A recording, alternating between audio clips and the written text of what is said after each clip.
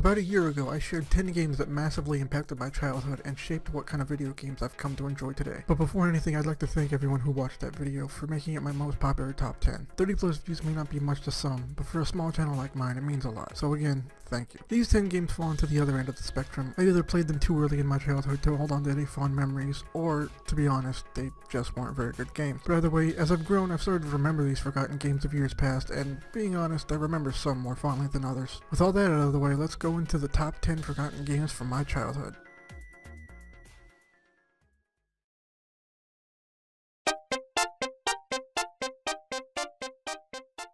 Starting off with a game I have extremely vague memories of, Bear Steinbeer's Camping Adventures, a game I played very early on as a child at my cousin's house. Honestly, all I really remember about it is playing the cave level over and over again and liking how the game looked at the time, but that would be about it as far as fond memories go.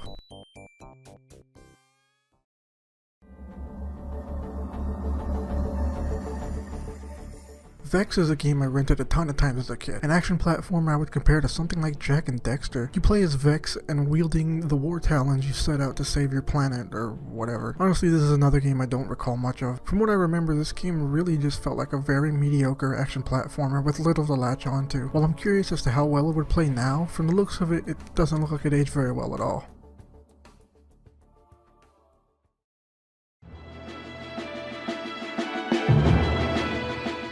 What I would describe as Dynasty Warriors Light. Mystic Heroes is a game I had for GameCube that played almost exactly like Koei's famous series. You choose from 4 characters and engage in small form battles, again similar to Dynasty Warriors, and really if you played that, you'd already know what to expect here. I remember the multiplayer being fun, but other than that, nothing really sticks out in my memory.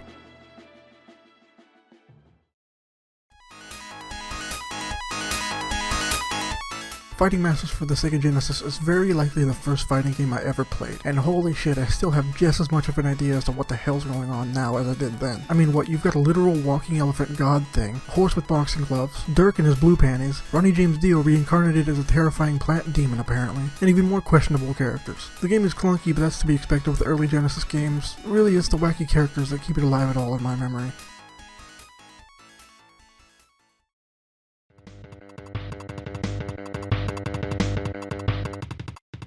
Rocky Road is basically bootleg Sonic for the SNES, and likely one of the first platformers I played as a kid. You play as Rocky, some sort of rodent, what kind I have no clue, who gets some sort of spray paint hair shit, sprays in his hair, and boom, now you have a knife mohawk and your hair is now a weapon. Add in some platforming and congratulations, that's basically the game. I most often played Rocky Road at my cousin's house, and I always got stuck on the part where you hop from car to car, chasing another car, I don't know. But I don't imagine it would hold up all that well nowadays.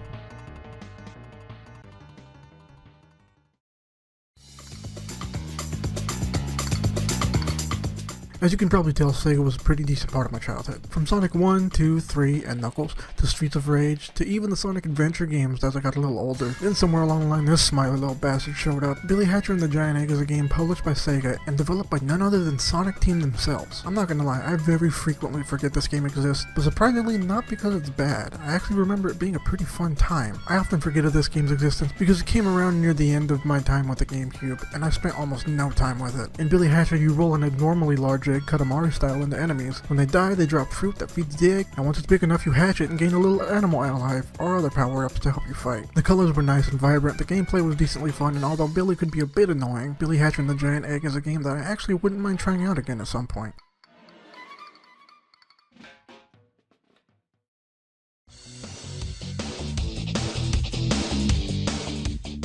Gacha Force for the GameCube is a little obscure title from 2003 that I actually remember having tons of fun with, especially with friends. Loosely based on Gachapon toys from Japan, Gacha Force is a 3D arena brawler where you can choose from over 200 fighters called Gachaborgs and battle it out with other Borgs in little arenas. One of the main draws of the game is the diversity of the roster, from cowboys to ninjas to knights to samurais and so much more. It might not hold up very well by yourself, but with friends I imagine it could probably still make for a pretty good time.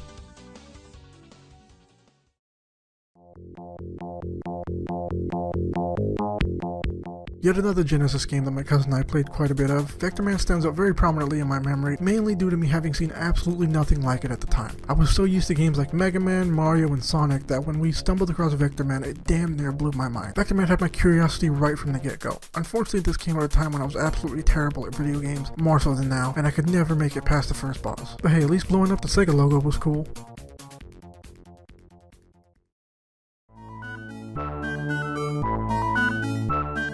Alright, last Genesis game, I promise. World of Illusion is another game I was never able to get anywhere in due to being absolutely shit at games. From the sometimes creepy, sometimes cheery, sometimes downright weird music, to the great pixel art that really I think still holds up today, to the gameplay which also holds up fairly well. Even today I think World of Illusion is a very competent platformer with hours of fun to offer, and even better if you bring a friend along. Speaking of, check out the short filler play series my buddy Kevin I did a few years ago, hashtag shameless self-plug.